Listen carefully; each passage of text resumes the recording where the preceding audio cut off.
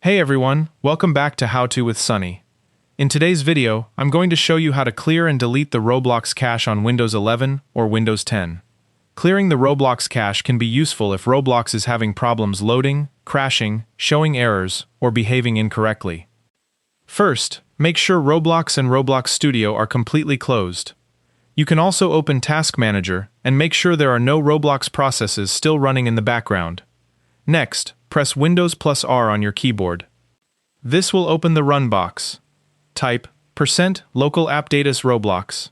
Then press Enter or click OK. File Explorer will now open the Roblox Local Data folder. Look for the folder called Cache. Right-click the cache folder and select Delete. You can also select it and press the Delete key on your keyboard. This removes temporary Roblox cache files from your computer.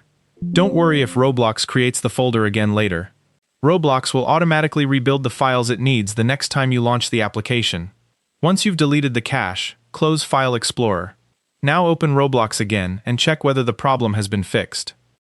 If you're dealing with a more persistent Roblox problem, another troubleshooting option is to reinstall Roblox and remove the entire Roblox folder from Local AppData before installing it again. However, for simply clearing the cache, deleting the cache folder is the better place to start. And that's how to clear the Roblox cache on Windows 11 or Windows 10.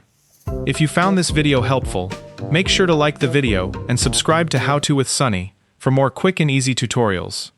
Thanks for watching, and I'll see you in the next video.